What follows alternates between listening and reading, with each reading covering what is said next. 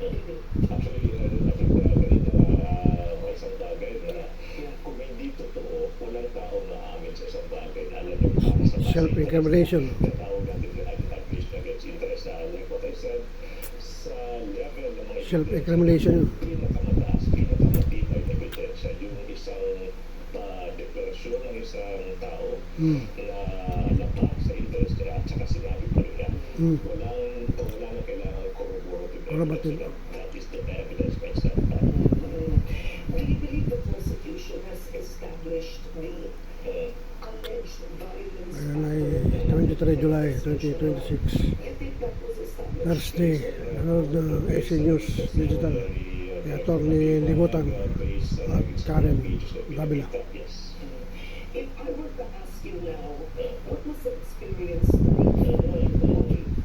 There was a statement made yesterday by Senator Judge Padilla.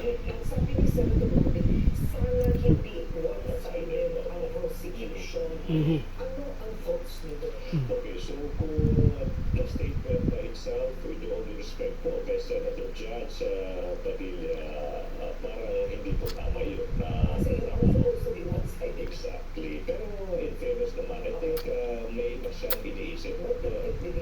Of course, kaya hindi po wala siyang personal knowledge. Pero in fairness nga, parang nag-issue siya ng clarification. I think may gusto siyang sabihin na iba yung lumabas sa bibig niya. So, again, low enough na trabaho ng prosecution to be one-sided. To prosecute trabaho ng mga defense to be one-sided. That is to defend their client. Pero yung mga judges dapat wala dapat na mawala. Mga judges ay dapat neutral. Neutral. Alright. Now, the court, I mean, hindi na ikaw nag-present ito, but essentially, it's a way for the prosecution that the impeachment court decided, the presiding officer ordered subpoenas to be issued on the bank records of tax workers. Pinas. Unlike records, no? In fact, it's from the time they got married. How does this affect your case? For me, moving forward, talagang kailangan ng prosecution ng ebidensya niyan and then nakuha na Chill, joke mo.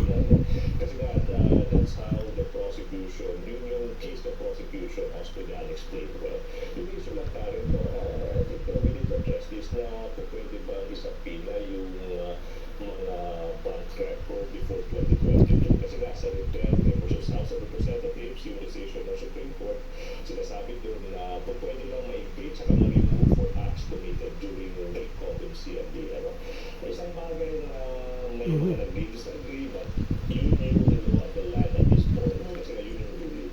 Pero hindi ibig sabihin pa rin na hindi po pwede magpakita ng ebidensya prior to 2022. Isang bagay that the prosecution successfully argued leading to this subpoena. Okay, are you still going to present another article? Okay, so unfortunately, I cannot, we cannot telegraph our thoughts as